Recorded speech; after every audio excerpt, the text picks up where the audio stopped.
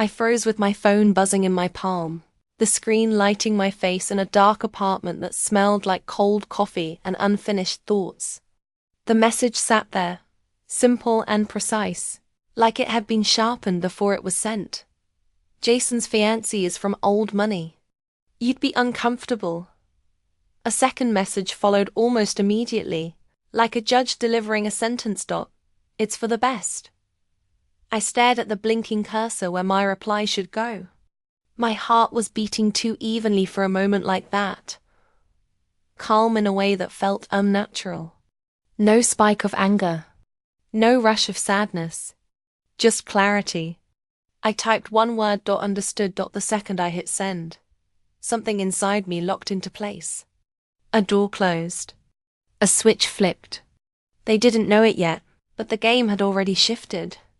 They didn't know. I was already watching. Silence can be louder than shouting if you know how to listen. And after that text, the silence told me everything. My parents stopped calling altogether. Jason blocked me on LinkedIn, of all places. A move so petty it almost made me smile.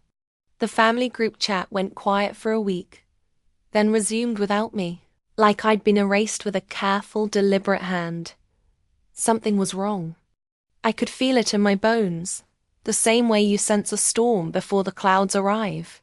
The air pressure changes. The world holds its breath. I didn't ask questions. I didn't protest. I didn't demand explanations or plead my case. I let them think the message had landed exactly where they wanted it to, on a soft spot. I let them believe I'd folded. People mistake compliance for weakness. That's always been their first mistake. Jason and I grew up sharing a bedroom wall thin enough to pass notes through. We whispered plans through it at night, dreamed through it during the day. I taught him how to pitch investors when he still thought EBITDA was a protein supplement.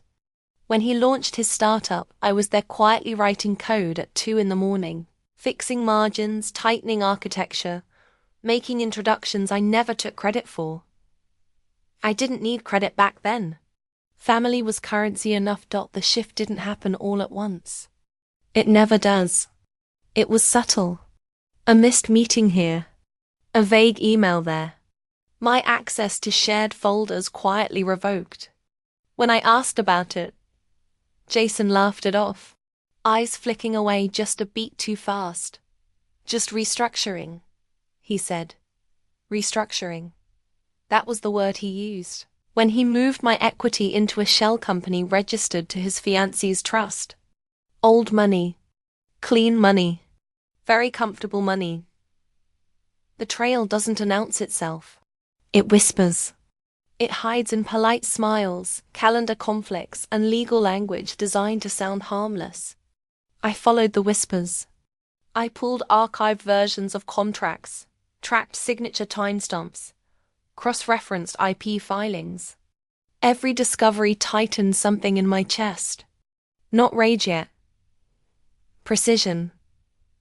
When I finally saw it clearly, my name missing from the cap table, replaced by a holding company with a Manhattan address and a generational surname, I didn't scream.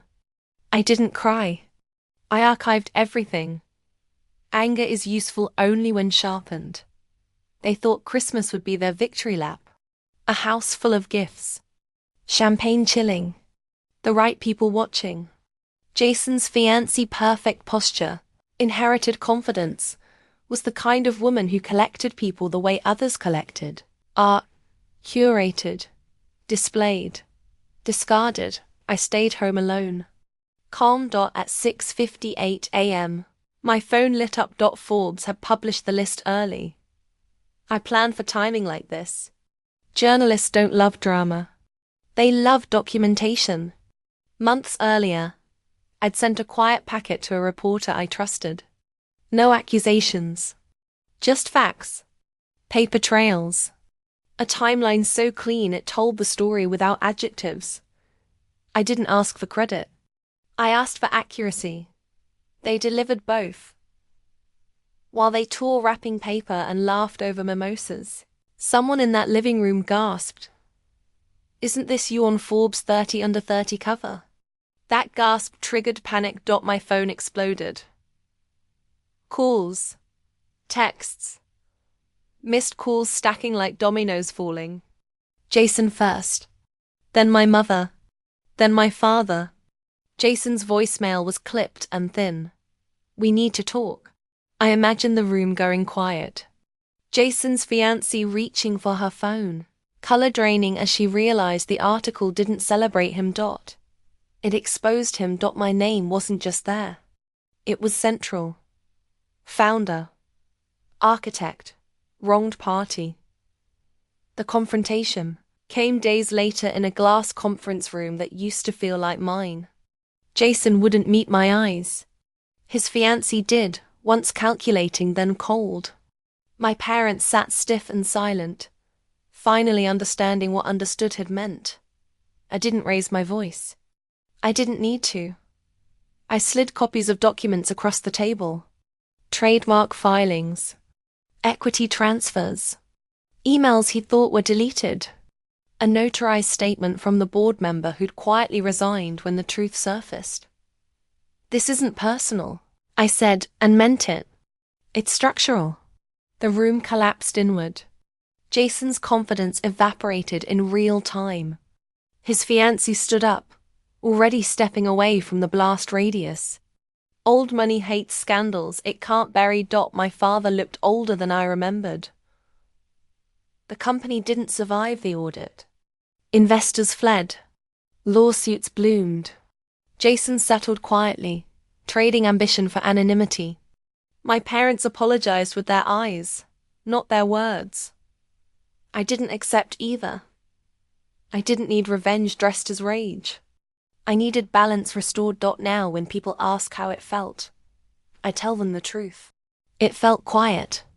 Power isn't loud. It waits. It watches. It chooses the moment when everyone else is distracted by wrapping paper and tradition. They told me not to come to Christmas because they thought I didn't belong. They were right. I belonged somewhere else entirely. And I arrived right on time.